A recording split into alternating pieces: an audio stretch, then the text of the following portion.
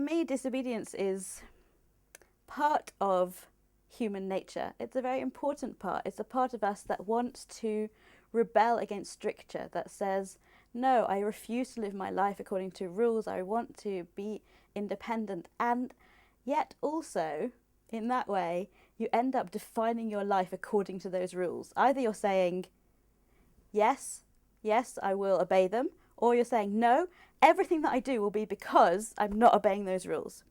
So the characters in my novel there's David, who is a character who has really broken himself, bent himself, trying to be obedient. Actually Esty too, but in a different way. But David, he's really hurt himself trying to keep to these rules and the letter of the law.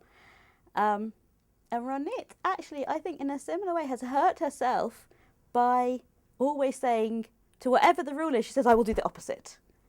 I think there's a third place at which you are defining yourself according to your own desire, at which you're able to allow your desire to exist and not to have to be defining yourself in accordance with whatever rules were given to you, whether they are from God or from a religion or from your parents or from the society, where you're able to just say, I do what I want, even if that is what the rules tell me to do. I do it because I want to do it.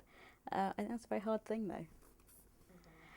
So certainly, disobedience and obedience are themes that are very central to communal life. I mean, in the novel, and in my life as well, I've belonged to the Orthodox Jewish community.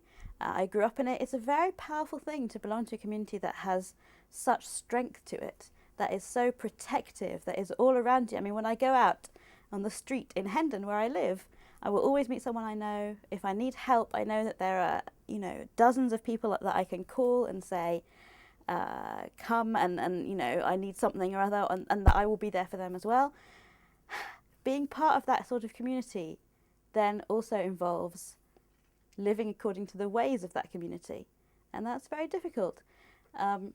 And part of my concerns in the book are talking about those issues of, is it possible to be an individual and true to yourself whilst remaining a real part of a community? In the modern world, we've really, I think to some extent, lost the idea of a powerful community, a community that can give you strength and really support you. We all live our very independent lives, and we even perhaps value the alienation, the anonymity of a modern city. At the same time, I think we've lost something important there. So that for a modern person, maybe it isn't even a question to say, should I put myself first, or should I put my community first? But actually, it's important to realise that we've lost a certain dimension to human relations there, and it's not a simple thing to give up. So, for me, this is still a live issue, where I place myself, and I think it's a live issue for all the characters in the novel, is where to place yourself within a community, and whether it's possible to lead a life that I was talking about before, with some element of your own understanding of your own desires, still within that communal framework. It's hard.